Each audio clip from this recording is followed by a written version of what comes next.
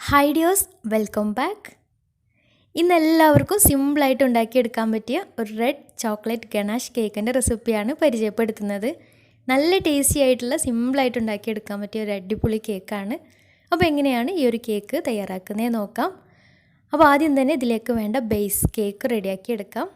അപ്പോൾ അതിനായിട്ട് ആദ്യം തന്നെ നന്നായിട്ട് തുടച്ച് വൃത്തിയാക്കി വെള്ളത്തിൻ്റെ അംശമൊന്നുമില്ലാത്ത ഒരു ബൗളെടുത്ത് അതിലേക്ക് 6 കോഴിമുട്ട പൊട്ടിച്ചൊഴിക്കാം. അപ്പോൾ കോഴിമുട്ട റൂം ടെമ്പറേച്ചറിലുള്ള മുട്ട തന്നെ എടുക്കുക. ഫ്രിഡ്ജിൽ വെച്ചിട്ടുള്ള മുട്ട ഒന്നും എടുക്കരുത്. പിന്നെ ഞാൻ 1.5 കിലോ അളവിലുള്ള കേക്കാണ് തയ്യാറാക്കി എടുക്കുന്നത്. അപ്പോൾ നിങ്ങൾ 1 കിലോ കേക്കാണ് റെഡിയാക്കുന്നതെങ്കിൽ 4 മുട്ടയൊക്കെ മതിയാവും. ഇനി ഇതിലേക്ക് നല്ലൊരു ഫ്ലേവറിന് വേണ്ടിയിട്ട് 1 ടീസ്പൂൺ വനില എസെൻസും പിന്നെ ഒരു 1/4 ടീസ്പൂൺ ഉപ്പും കൂടെ ചേർത്തിട്ട് നന്നായിട്ടൊന്ന് ബീറ്റ് ചെയ്തെടുക്കണം. അപ്പോൾ മുട്ടയൊക്കെ ബീറ്റ് ചെയ്യുന്നതിന് മുന്നേ ആയിട്ട് ഇതിലേക്ക് വേണ്ട ഡ്രൈ ഇൻഗ്രീഡിയൻസ് റെഡിയാക്കി വെച്ചിട്ടുണ്ടായിരുന്നു. അപ്പോൾ ആ ഒരു വീഡിയോ റെക്കോർഡായിട്ടുണ്ടായിരുന്നില്ല. അതിന് വേണ്ടിയിട്ട് 1.5 കപ്പ് മൈദ. അപ്പോൾ 1.5 കപ്പ് മൈദയിലേക്ക് 1 ടേബിൾ സ്പൂൺ കോൺഫ്ലോറും കൂടെ ചേർത്തിട്ടാണ് 1.5 കപ്പ് മൈദ എടുത്തിട്ടുള്ളത്.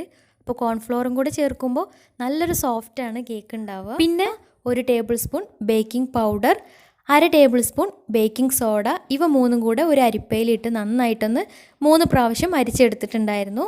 അപ്പോൾ മുട്ടയൊക്കെ നന്നായിട്ട് കളറൊക്കെ മാറി നന്നായിട്ട് ബീറ്റായി കിട്ടിയാൽ അതിലേക്ക് 1.25 കപ്പ് പഞ്ചസാര കുറേശ്ശെയായിട്ട് ചേർത്ത് കൊടുക്കാം. അപ്പോൾ പൊടിക്കാത്ത പഞ്ചസാരയാണ് കേട്ടോ ചേർത്ത് കൊടുക്കുന്നത്. അപ്പോൾ ഈ ഒരു പഞ്ചസാരയൊക്കെ ഇതിൽ അലിയുന്നവരെ നന്നായിട്ടൊന്ന് ഒന്നും കൂടെ ബീറ്റ് ചെയ്ത്. അപ്പോൾ മുട്ടയും പഞ്ചസാരയൊക്കെ നന്നായിട്ട് ബീറ്റായി കിട്ടിയാൽ ഇതിലേക്ക് ഇനി നേരത്തെ തരിച്ച് മാറ്റി വെച്ചിട്ടുണ്ടായിരുന്ന ഡ്രൈ ഇൻഗ്രീഡിയൻസ് ചേർത്ത് കൊടുക്കാം. അപ്പോൾ കുറച്ചായിട്ട് ചേർത്തിട്ട് ഒരു ഹാൻഡ് വിസ്കോ അല്ലെങ്കിൽ ഒരു സ്പാച്ചിലോ വെച്ചിട്ട് ഒന്ന് മിക്സാക്കി എടുക്കണം. അപ്പോൾ ഓവർ മിക്സാക്കി എടുക്കരുത്. ഇതുപോലെ ഒന്ന് ഫോൾഡ് ചെയ്തെടുത്താൽ മാത്രം മതിയാവും. അല്ലെങ്കിൽ ഓവറാക്കി മിക്സാക്കി എടുത്താൽ പൊങ്ങി വന്നിട്ടുള്ള മുട്ടയൊക്കെ താന്നു പോവും. അപ്പോൾ അതൊന്ന് പ്രത്യേകം ശ്രദ്ധിക്കുക.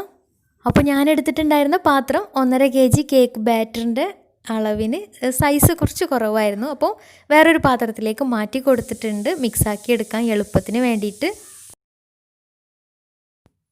അപ്പോൾ ഫ്ലോറൊക്കെ മിക്സാക്കി എടുത്തതിന് ശേഷം അതിലേക്ക് ഒരു 4 ടേബിൾ സ്പൂൺ സൺഫ്ലവർ ഓയിലും കൂടെ ചേർത്തിട്ട് നന്നായിട്ടൊന്ന് മിക്സാക്കി എടുക്കുന്നുണ്ട്. അപ്പോൾ ബാറ്റർ റെഡി ആയിട്ടുണ്ട്. ഇനി ഒരു സോസ് പാനോ അല്ലെങ്കിൽ ഒരു കുക്കറോ സ്റ്റൗവിൽ വെച്ചിട്ട് അതിലേക്ക് താഴ്ഭാഗത്ത് കുറച്ച് സൺഫ്ലവർ ഓയിൽ ഗ്രീസ് ചെയ്ത് കൊടുക്കാം. അപ്പോൾ ഓയിൽ കൂടുതൽ ഒഴിച്ചു കൊടുക്കരുത്. അങ്ങനെയാകുമ്പോൾ കേക്ക് താഴ്ഭാഗം നല്ല ക്രിസ്പി ആയിട്ട് വരും. എന്നിട്ട് അതിലേക്ക് ബാറ്റർ ഒഴിച്ചു കൊടുക്കാം.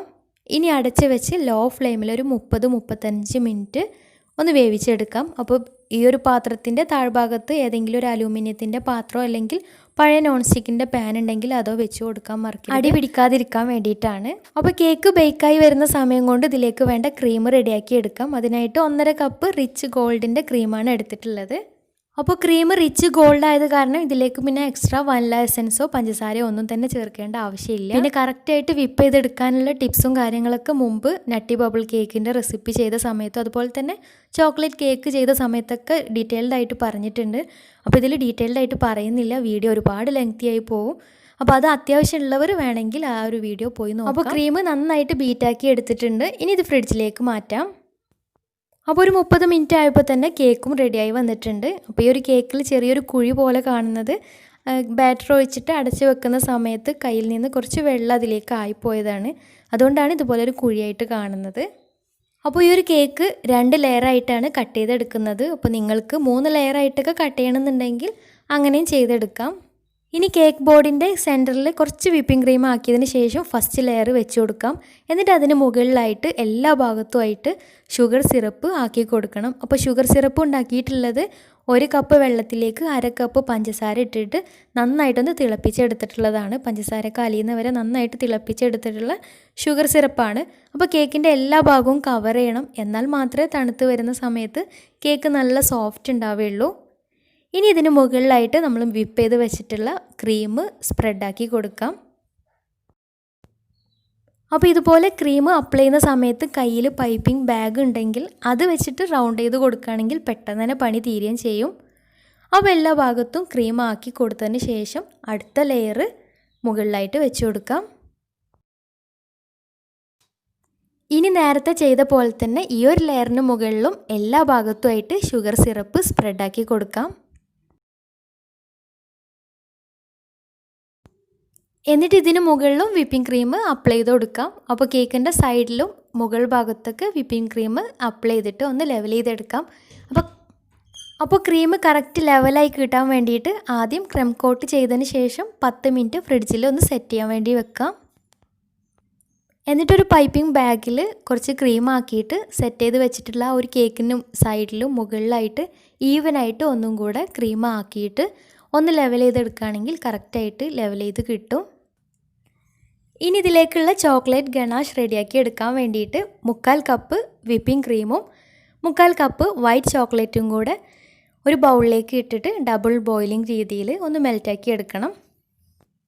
അപ്പോൾ ചോക്ലേറ്റൊക്കെ മെൽറ്റായി കിട്ടിയാൽ നല്ലൊരു ഗ്ലൈസിങ്ങിന് വേണ്ടിയിട്ട് 1 ടീസ്പൂൺ ബട്ടറും കൂടെ ചേർത്തിട്ട് ഒന്നും കൂടെ മിക്സാക്കി എടുക്കാം. ഇനി ഇതിലേക്ക് ഇഷ്ടമുള്ള കളറ് ചേർത്ത് കൊടുക്കാം. അപ്പോൾ ഞാൻ റെഡ് കളറ് ഒരു 7 ഡ്രോപ്പ് ഇതിലേക്ക് ചേർത്ത് കൊടുത്തിട്ടുണ്ട്. എന്നിട്ട് നന്നായിട്ടൊന്ന് മിക്സാക്കി എടുത്തിട്ടുണ്ട്.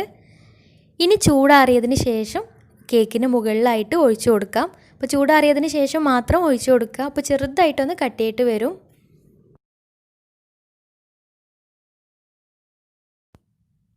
അപ്പോൾ ഈ ഒരു ഗണാഷ് പൈപ്പിംഗ് ബാഗിലാക്കിയിട്ട് ഒഴിച്ചു കൊടുക്കുകയാണെങ്കിൽ ആദ്യം സൈഡിലൂടെ ആക്കിയിട്ട് പിന്നെ മുകൾ ഭാഗത്തും കവർ ചെയ്ത് കൊടുക്കുകയാണെങ്കിൽ ശരിക്കും ഒലിച്ചിറങ്ങി വരുന്ന ആ ഒരു ഫീല് കിട്ടുകയും ചെയ്യും.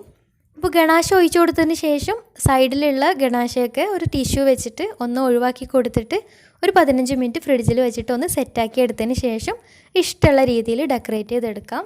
അപ്പോൾ കയ്യിൽ പൈപ്പിംഗ് ബാഗ് തീർന്നത് കാരണം ഒരു കവറിൽ നോസിലിട്ടിട്ട് അതിൽ ക്രീം ആക്കിയിട്ട് ഡെക്കറേറ്റ് ചെയ്തെടുക്കുകയാണ് ചെയ്തിട്ടുള്ളത്. അത്ര പെർഫെക്റ്റ് ആവുമൊന്നുമില്ല, എന്നാലും ഒപ്പിക്കാം. അപ്പോൾ നിങ്ങൾക്ക് ഇഷ്ടമുള്ള രീതിയിൽ ഡെക്കറേറ്റ് ചെയ്തെടുക്കാം. അപ്പോൾ ഡെക്കറേഷൻസൊക്കെ നിങ്ങളുടെ ഇഷ്ടത്തിനനുസരിച്ച് നിങ്ങളുടെ ഐഡിയക്ക് അനുസരിച്ച് ചെയ്തെടുക്കാം. പേര് എഴുതണമെങ്കിൽ അങ്ങനെ എഴുതാം. അപ്പോൾ ഞാൻ കുറച്ച് ചെറിയും ഷുഗർ ബോൾസും കൂടെ ഇട്ടിട്ട് ലാസ്റ്റ് ഒന്ന് ഡെക്കറേറ്റ് ചെയ്തെടുത്തിട്ടുണ്ട്. അപ്പോൾ ഇത്രയേ ഉള്ളൂ. എല്ലാവർക്കും ഉണ്ടാക്കിയെടുക്കാൻ പറ്റിയ സിമ്പിളായിട്ടുള്ള ഒരു കേക്കാണ്.